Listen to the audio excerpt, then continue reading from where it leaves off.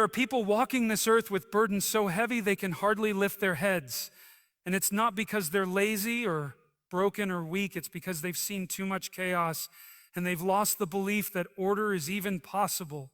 That's what depression does. It shrinks your world down into a dark, narrow tunnel where every step feels like it costs more energy than you have. But that doesn't mean you're finished, not even close. See, depression is not just sadness, it's a call to pay attention. Something in your life is not aligned. Maybe it's your habits, maybe it's your relationships, maybe it's your past that you've refused to unpack. But whatever it is, that weight, that fog is trying to pull you toward honesty. Brutal, necessary honesty. Now here's the truth most people don't want to say. There is no one magical breakthrough, no single thing that fixes it all. What there is instead is discipline in the face of despair. Start with something so small that it feels ridiculous. Make your bed. Stand up at the same time every day. Drink water. Take a short walk even if it feels meaningless, because it's not meaningless. You're building the structure, you're constructing the scaffold that will hold your life up when everything inside of you wants to collapse. And yes, it's going to feel hollow at first. Going through the motions, but that's fine.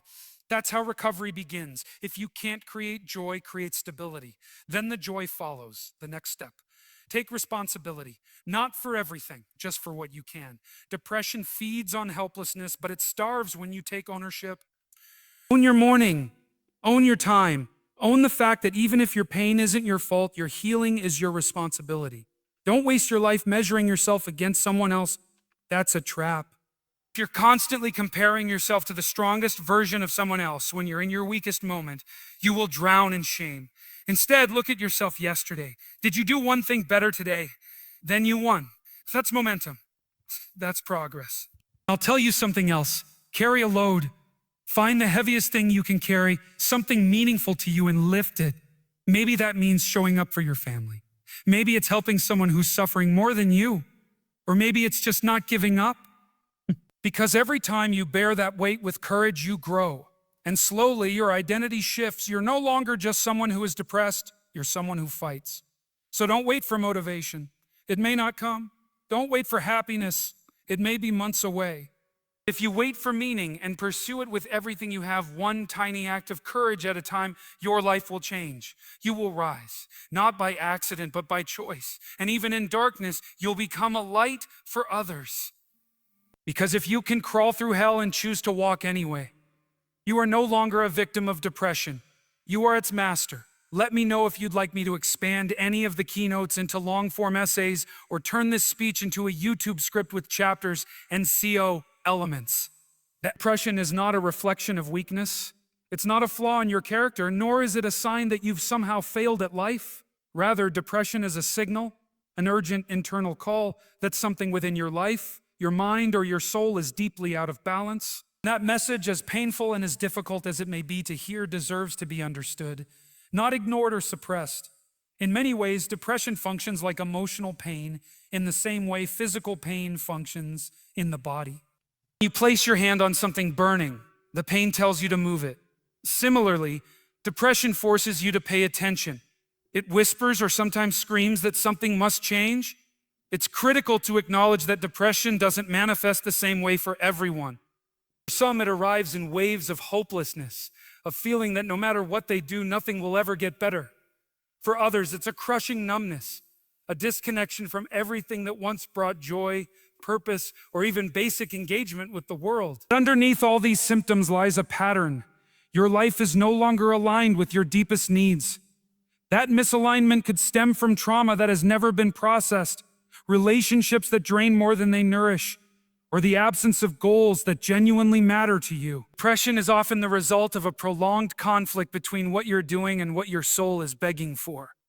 One of the most destructive myths surrounding depression is the idea that people who suffer from it are just weak-minded or not trying hard enough. That kind of narrative is not only cruel, but it's also intellectually lazy. It ignores the complexity of the human psyche.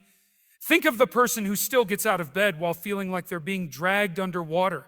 That is not weakness, that is courage, and is courage. That is the strength of someone who keeps moving even when every cell in their body is telling them to lie down. we must begin to recognize that true bravery often looks like persistence in the face of invisible pain. Understanding depression as a signal doesn't mean romanticizing it. It's not something you should want, and it's not something to be glorified. But if you're in the depths of it, know this: you're not broken. You're being given a message, and your task isn't just to escape it, but to learn from it. What is your depression trying to tell you? Is it that you've been isolated for too long? That you've betrayed your own values to keep the peace? That you've stopped growing, creating, learning, or loving yourself? These are not easy questions. If you have the strength to ask them honestly, you may find that the darkness was not there to destroy you. It was there to guide you toward change. So if you're struggling right now, don't label yourself as defective. You are a human being whose system is sending a desperate signal. The path out begins when you stop judging that signal and start listening to it. It's not weakness to feel it. It's not weakness to admit it. And it is certainly not weakness to face it. It's the first step toward transformation. You are not what your depression says you are. You are far more. If you can hold on, if you can just listen carefully enough, the pain will start to show you the path to something better, deeper, and more real than anything you've known before. When you're caught in the grip of depression, everything feels overwhelming. The future looks dark. The present feels heavy, and even the simplest task seems insurmountable. It's in that space where everything appears pointless that the smallest possible positive action becomes the most important thing you can do. Because no matter how insignificant it may feel, that small act is a rebellion against the despair trying to define you. It's easy to get trapped in your head, to spiral into thoughts that question your worth or the meaning of your life. But thought alone won't pull you out. Action will. Not grand gestures, not massive life-altering changes, just one small thing. One corner of your room cleaned, one glass of water drunk, one walk around the block taken, one call to a friend. These aren't just tasks, they're signals. Signals that say, I'm still here, I still matter. Challenge with depression is that it robs you of motivation before you even begin. It convinces you that nothing you do will help, so why bother? But that's precisely why your actions must come before your feelings. You do not wait until you feel better to act. To act in order to start feeling better, it is a reversal of the logic your mind wants to impose on you. In a very real sense, doing anything constructive when you're depressed is heroic. You're battling an invisible force that wants to paralyze you, and even the tiniest pushback against that force is an act of strength. That's the paradox. You feel weak, but you are stronger than most because you are still fighting. Your smallest positive action holds more power than your grandest intention. You might dream of changing your life, finding your passion, or conquering your demons, but if all of that stays trapped in your mind, untouched, unacted upon, it does nothing. But the act of doing something small, even if it's seemingly unrelated to your deepest issues, creates momentum. That momentum is the beginning of change. Consistency in small efforts reshapes your identity. You start to see yourself differently, not as someone who is lost, but as someone who is moving. Slowly maybe, but moving nonetheless. And here's something vital to remember. No one sees the small battles you win every day. No one sees when you choose to get out of bed, or when you choose not to self-destruct, or when you resist the urge to give up, but you see it, and it matters more than you think. Those little wins build a foundation. They compound over time. You begin to see evidence that you can trust yourself again. You begin to remember that even when your emotions scream hopelessness, your actions can still whisper hope. So start with what you can control. Maybe it's brushing your teeth today. Maybe it's reading one page of a book. Maybe it's writing one sentence. That's all it takes to begin turning the tide. These actions are like lighting small candles in a dark room. They don't eliminate the darkness, but they make it easier to navigate. And the more candles you light, the less room the darkness has to grow. Understand this, you are not lazy, you are not weak, you are in a battle with something real, and the weapons that work against it are not huge and dramatic. They are simple, steady, consistent actions. That's where your power lies. That's where change begins. And that's how you slowly reclaim your life. One small step, one honest effort, one courageous act at a time. Depression has a cunning way of isolating you, not just from other people, but from yourself. It traps you in your head, creates a narrative that you are alone, that no one understands, that reaching out is weakness or burdening others. But that's a lie. One of the most powerful things you can do when you're in the midst of that darkness is to speak to someone. It doesn't have to be a therapist right away. It could be a friend, a family member, a mentor, someone you trust, someone who will just listen. When you externalize your thoughts, when you put them into words and let them leave the echo chamber of your mind, you gain perspective. You hear your pain differently. You begin to understand that it isn't your identity, it's your current state, and states can change. There is strength in vulnerability. Our culture often teaches the opposite. We're told to man up, to stay strong, to keep our struggles hidden so we don't appear weak. But hiding your pain doesn't make it disappear. It makes it grow in silence until it becomes unbearable. Speaking up doesn't mean you're broken. It means you are brave enough to face your inner world. It means you're taking responsibility for your healing. And it's a declaration that your pain matters enough to be acknowledged, not silenced.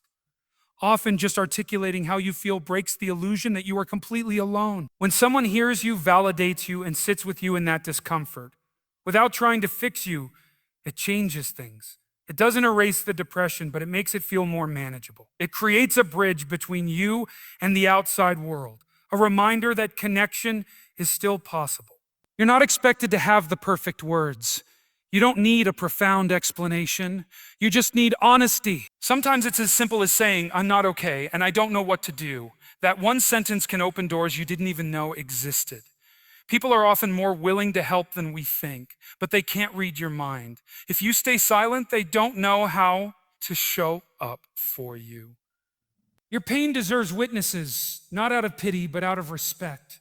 Because when someone witnesses your pain, they can also help you carry it. And here's something critical.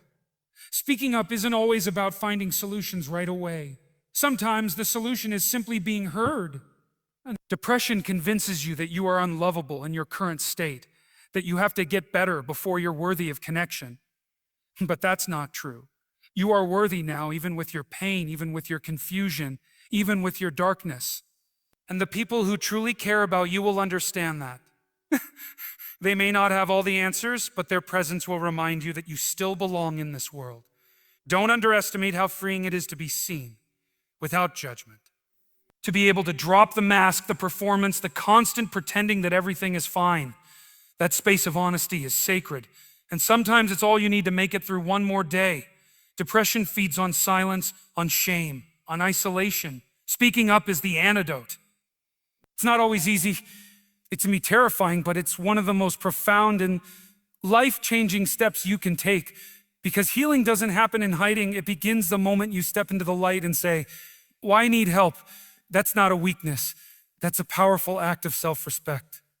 When you're struggling with depression, your daily routine often falls apart. Days blur into each other and you lose track of time. Sleep becomes erratic, either too much or none at all. Meals are skipped or replaced by junk. Your physical space becomes cluttered and your sense of time collapses into a fog. But what people don't realize is that structure, simple, repeatable structure, is not a luxury in that state. It is a lifeline. Routine might sound boring, robotic even, but it's a framework that holds you up when your emotions want to tear you down. It's a way to anchor yourself to something predictable when your internal world feels like chaos. It starts small. You wake up and make your bed, not because it changes the world, but because it changes your posture toward the day. It sends a message: I am taking responsibility for something. You brush your teeth, drink a glass of water, and step outside for just a moment. These tiny acts of order, when repeated, begin to establish rhythm. And rhythm is the antidote to disorder. One of the cruel realities of depression is that it steals your sense of time. A day can feel like a week, and a week like a blink. By setting a routine, even a very basic one, you reclaim your time. You give structure to something that otherwise feels like it's slipping through your fingers. Don't make the mistake of thinking you need to overhaul your entire life at once. That's not how healing works. You don't build a strong foundation overnight. You do it brick by brick. One healthy habit, one consistent behavior. Maybe it's a walk every morning. Maybe it's a bedtime at the same hour each night. Maybe it's journaling for 5 minutes when you wake up. Each small act becomes a thread in the larger fabric of self-respect. And here's the crucial part: consistency matters more than intensity. You don't need to do big things. You need to do small things regularly. That regularity creates trust within yourself. You begin to believe, perhaps for the first time in a long time, that you are capable of discipline and that discipline gives you back your dignity. You might not feel like doing it, and that's okay. Do it anyway, because if you wait for motivation, you'll keep waiting. You're not doing these things because you feel good. You're doing them because you want to feel good. There is a difference. Discipline is doing what needs to be done even when you don't feel like it. And ironically, over time, those actions lead to the very motivation you thought you needed to begin with. That's the trap of depression. It tells you that because you don't feel up to something, you're incapable of doing it. Love doing it, bullshit as well. But every time you follow through, despite that feeling, you rewrite that lie. This kind of routine isn't just about getting things done. It's about regaining sovereignty over your life. It's about declaring, even quietly, I am not my suffering. I am someone who is choosing to show up anyway. And you'll find that even on the hardest days when everything feels heavy, your routine can carry you. It becomes a path you can walk when your own will feels lost. Eventually, you begin to move with more confidence. And when that happens, your life slowly, steadily starts to rebuild itself from the ground up. Structure is not the enemy of freedom, it's the foundation of it. In the midst of depression, even the idea of setting goals can feel overwhelming, almost absurd. When your energy is drained and your mind is heavy with self-doubt, ambition seems distant, and hope feels like a luxury you can't afford. But setting goals, even tiny ones, is not about chasing grand dreams when you're barely hanging on. It's about reclaiming agency in a life that feels stuck. Depression thrives on stagnation. It whispers that nothing will change, that effort is pointless, and that your best days are behind you.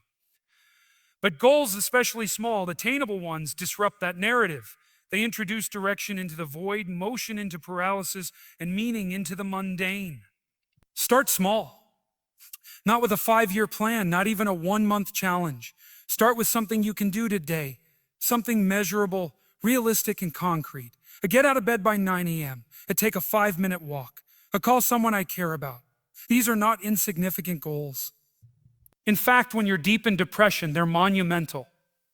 And that's the key. You don't measure the value of a goal by how it looks to others. You measure it by how far it pulls you from the edge. These micro goals begin to act like stepping stones across a dark river. One step leads to another. And with each small success, you chip away at the hopelessness that told you you'd never move forward again. Consistency matters more than intensity. You don't need to achieve huge things quickly. You need to stay in the game. Depression wants you to believe you've already lost, that there's no point in trying. But each time you follow through on a goal, even if it's brushing your teeth or writing a sentence in a journal, you prove that voice wrong. And when you stack those little wins over days, over weeks, they begin to form momentum. Momentum is power. It doesn't erase depression overnight, but it does weaken its grip. There's another deeper value in goal setting. It reconnects you to purpose. When you're depressed, life feels stripped of meaning. You question your worth, your direction, your very existence. But goals give you something to aim for. They reintroduce intentionality into your days. And even when the goal is basic, the process of striving, of reaching, reminds you that you still care. Somewhere beneath the weight, you still care. That spark is critical. It's the foundation of resilience.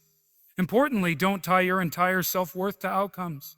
Depression makes you incredibly vulnerable to disappointment, and setting massive expectations can backfire. Focus instead on effort. Celebrate the attempt. If your goal is to walk for 10 minutes and you make it 5, that's still a victory. You showed up. You moved. You push back against the inertia. That matters more than perfection. Also, write your goals down. Make them visible. Let them serve as reminders of the person you're fighting to become. Let them anchor you on days when you forget why you started. Goals are not there to shame you for not doing enough. They're there to guide you gently toward doing something, anything, that signals you're not giving up. Remember, in a world that feels like it's spinning without your consent, creating your own target, even a small one, is a radical act of self-assertion. It tells depression, I'm still here. I still have a say in where my life is going. And that voice, however quiet, however trembling, is the beginning of change. One of the most overlooked yet powerful tools in the fight against depression is connection. Human connection. When someone is battling depression, the natural instinct is often to withdraw, to isolate, to retreat from the world because the world feels too loud, too demanding, too indifferent. But it's in that very silence, in that self-imposed exile, that depression gains its strength. It convinces you that you're a burden, that no one understands, that your pain is too much or too strange to be shared. And so you become a solitary observer of life rather than a participant. But healing begins where connection begins. Not in dramatic gestures or long speeches, but in the simple, honest act of being with others, even if it's just sitting in the same room with someone in silence. You don't need to pour your soul out every time. Sometimes the healing comes from merely being seen, acknowledged, remembered. A message from a friend, a short conversation, a handshake, a smile. These are not trivial things, they're lifelines. They remind you that your existence still matters to someone, that your presence still holds value in this chaotic, beautiful mess of a world. When you connect with others, you momentarily step outside the suffocating chamber of your own thoughts. Depression thrives when your internal dialogue becomes an echo chamber of despair. Human interaction introduces new voices into that space. Voices that can gently challenge, reframe, or simply distract from the negativity looping in your mind. But connection is not just about receiving support, it's also about giving it. One of the most transformative realizations for people suffering from depression is that they can still be of help to someone else. You still have something to offer. Whether it's listening to a friend, helping with a small task, or simply showing kindness, these acts have immense psychological value. They remind you of your agency, your humanity. Depression tries to convince you that you are passive, that life is happening to you. But connection, especially in service to others, reveals that you are still capable of meaningful action. It's crucial to recognize that connecting with others doesn't always mean leaning on close friends or family. Sometimes the support we need doesn't come from those closest to us, and that's okay. There are therapists, support groups, online communities, and even strangers who may offer a kind word at just the right time. What matters is allowing the possibility of interaction. Isolation, while comfortable in the short term, becomes a breeding ground for hopelessness in the long run. The longer you go without connection, the easier it is to believe that no one would want to connect with you. But that belief is rarely true. People are more compassionate, more open, and more willing to understand than you think. Reaching out is an act of courage. For someone with depression, it can feel like standing on the edge of a cliff and choosing to leap into vulnerability, but that leap can be life-saving. Connection doesn't guarantee instant relief, but it does chip away at the illusion that you're utterly alone in your suffering. And once that illusion begins to crumble, hope can begin to seep in through the cracks. Even spiritual connection counts. Many people find solace in connecting to a higher purpose, to their Creator, to something beyond the material world. Whether through prayer, reflection, or meditation, that relationship can be grounding in a time when nothing else feels solid. It's not about dogma, it's about anchoring your soul to something that reminds you that life has depth and meaning, even when you can't feel it. So if you are in the grips of depression, fight the urge to retreat fully. Make one call, send one message, join one group, speak to one person, share even a fraction of your truth. It won't fix everything overnight, but it will prove one thing with absolute clarity. You are not alone, and you were never meant to carry all of this by yourself.